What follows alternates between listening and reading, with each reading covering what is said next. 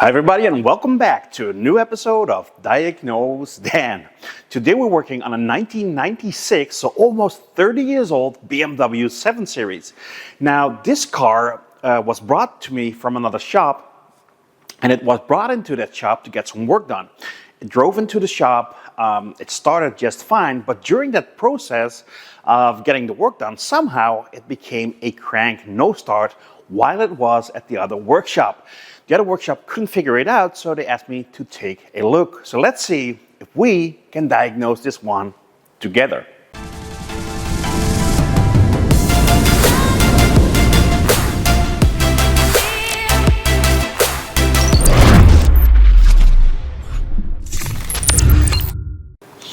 Now, as always, let's start out by confirming the customer complaint. And yeah, let's put it in park. And let's try to start it.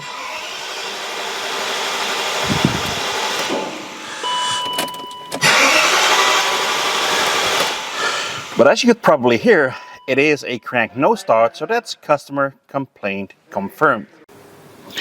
Now let me tell you what I've been told by the other workshop. This car came into that workshop with some kind of transmission issue. Now the transmission computer is over here, and they somehow thought it was a computer problem, so they opened up this box over here and they found out that the plenum chamber was full of water, so there was some water damage. They swapped out the transmission computer with another one that didn't fix the issue, so they reinstalled the old one. They cleaned all the connectors over here and cleaned everything out, and during that process this car became a crank no start. Now I know they've been changing a lot of parts. I don't know the full history. I know that the transmission computer was changed at some point. This is the original, by the way, and when you look in the back of the car, I see an ABS module. I don't know how that's related, but I can tell they have been doing some work on this car, and now it has become a crank no start. Well, that's customer complaint confirmed. The car is a crank no start. Now in the next step, let's read the fault codes, and hopefully there is a fault code stored that could explain the crank no start. This BMW was built in 1996, and in those days the diagnostic ports weren't standardized yet. Every brand had its own design diagnostic port. Now, BMWs look like this. Now, this doesn't mean that we can read fault codes on this older vehicle with a modern scan tool. It does mean we need an adapter cable from the newer style diagnostic port to the old BMW style. Now, when we install this adapter cable, it shouldn't be a problem to read fault codes with a modern scan tool, even on an older car. I scanned the vehicle for fault codes, and amazingly, there are only 2 fault codes stored in the entire vehicle, and that's in the engine computer. Now let's see what it is. Let's go in there, and we have got 2 fault codes stored. One is for the CAN interface for the gearbox, so maybe that is the fault they were trying to solve in the first place. And we have got a code 94 interface electronic engine immobilizer. And I think that one is very interesting for the crank no start right now. Now, before we continue troubleshooting that immobilizer issue, I put the car on battery support. Now, we probably need to do some measurements. The ignition needs to be on for a longer period of time, so I hooked up the battery charger. And right now, the battery is accepting 13.2 amps, so that means the battery is charging right now. Now, before we continue, let me explain how the immobilizer system on this BMW is supposed to work. Now, this car only came to me with the spare key. Now, this is the spare key. There are no buttons on this key to lock or unlock the vehicle. It's just a key to start the vehicle. Now, in this key, there is a little transponder, and that transponder is unique to this vehicle. Now, when we try to start the vehicle, that transponder sends a signal which is picked up by an antenna in the ignition lock. Now, that antenna then sends that signal to the immobilizer, and the immobilizer system on this BMW is called EWS. The EWS then checks the code that is sent by this key to see if it matches the vehicle. If it does, it then unlocks the engine computer, the DME, what it's called on a BMW, and it tells the engine computer that it's okay to start up the engine. Now, the code we have got suggests that something in this process is not going to plan. Now, we need to find out in what step of the process something goes wrong with the immobilizer signal. Could be in the key, the antenna, the immobilizer itself, powers, grounds.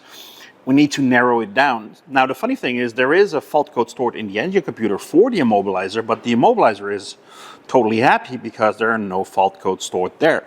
Now, in the next step, I want to go through live data with you guys, and we're going to check all the data pits. Now, going through those data pits, hopefully we can find a clue of where things go wrong. Let's take a look at live data for this immobilizer system. So I pulled up the data pits for the EWS. Now I'll be looking at my scan tool, but I put up the screen of the scan tool up on the big screen for you guys so it's easier to follow. Now the immobilizer is located somewhere down there. Now the glove box has already been removed. I didn't do that. The car came as is, but obviously they tried to fix the issue. So they removed some panels and some parts, which is great news for us because now we have got fantastic access. Now, when we look at live data, we can see that a total of 5 keys have been programmed to this vehicle in its lifetime. We can also see that the key data has been detected. So that means that the data this key is sending has been detected by the antenna.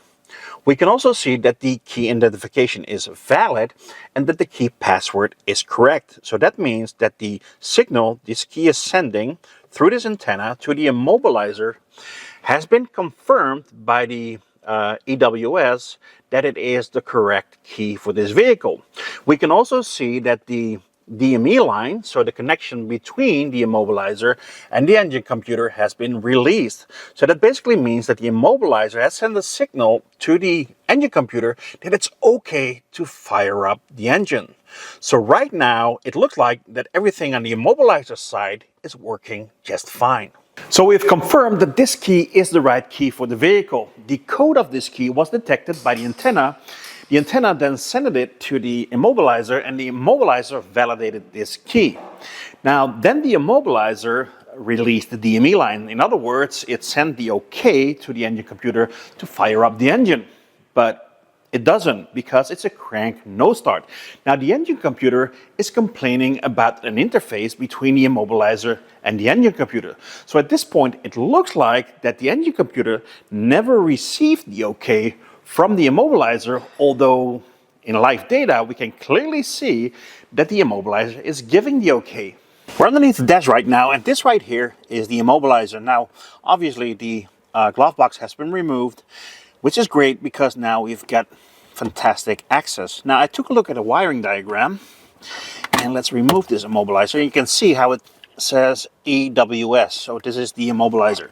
Now I took a look at a wiring diagram, and there is a black with purple wire on pin 4. So 1, 2, 3, 4. This wire, I don't know if you guys can see that, but it is purple with black. And this is actually the line that runs to the engine computer. Now, on this line, the immobilizer is supposed to send a signal when it's okay to fire up the engine. Now, the great thing is we can actually measure this signal. So in the next step, we're going to back probe this wire, and we're going to take the scope and take a look at that signal to confirm that the immobilizer is actually sending that signal to the engine computer. So I hooked up the scope to that black and purple wire on the immobilizer, so let's crank over the vehicle. And as you can hear, it is a crank no start. Now we do see a signal coming out of the immobilizer. Now at this point, I don't know what the signal is saying, if it's saying the right thing, and it doesn't look pretty. As you can see, it doesn't get pulled all the way down to ground. But at least we have confirmed there is a signal coming out of the immobilizer.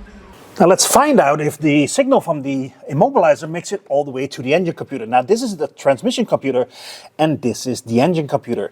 Now that black and purple wire is supposed to be on pin number 10.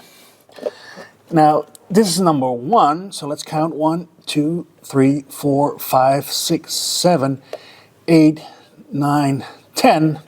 So indeed, that is the black and purple wire. So let's back probe it and let's see if that signal makes it all the way to the pin. We are back probed on that same black and purple wire as we were before, but this time at the engine computer. Now we should be seeing the exact same signal as we did before. So let's crank over the vehicle. As you can hear, still a crank no start. But this time we don't have any signal at all. So it looks like the signal doesn't make it all the way to the engine computer. Now this totally explains why we have a crank no start. So we have confirmed that the immobilizer signal doesn't make it all the way to the engine computer, and that of course explains the crank no start. Now I followed that black and purple wire all the way through this wiring harness, and it ends up at that brown connector right there. Now I don't know if you guys can see that, but this is that black with purple wire. Now I think at some point this connector was also water damaged, and they took it apart for cleaning because the connector is supposed to look like that. It has a locking device on top, and on this connector that's missing. Now I did notice inside the vehicle there was a plastic part of a connector laying around, and I'm pretty sure that is the piece we are missing right there. What do you guys think? Now, in the next step, I want to see if the signal makes it to that brown connector. So we're back probed at that black and purple wire again, but this time at that brown connector. Now, in the next step, let's try to start the vehicle and let's see if we have got a signal making it all the way to that connector. Hold on.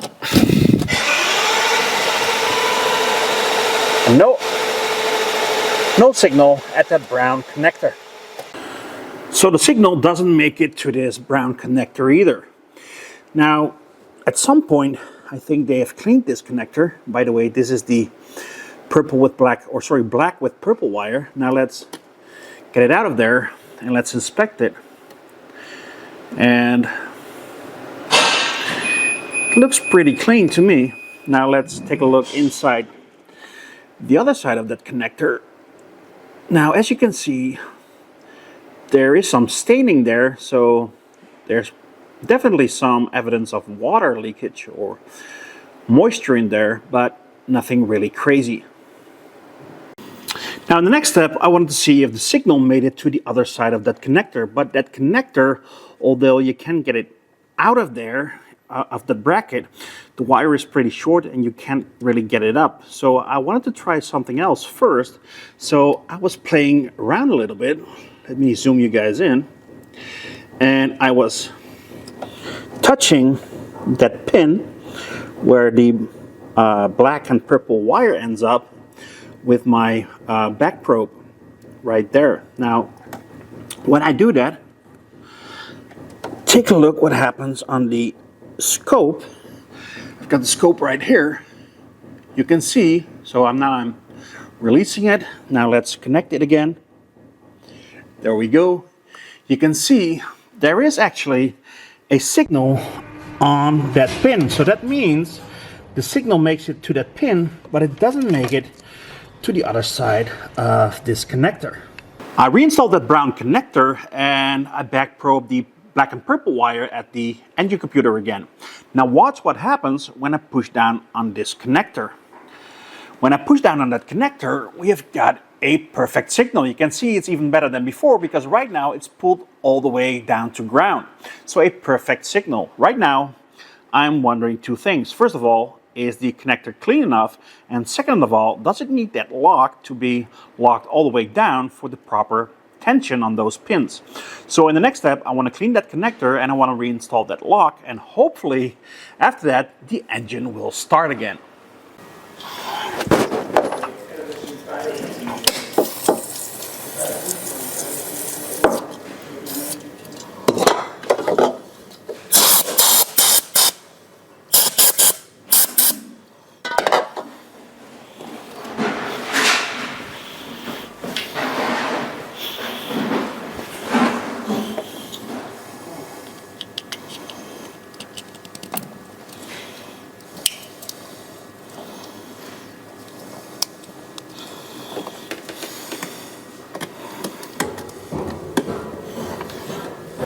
I cleaned that connector and I assembled it so now it locks into place.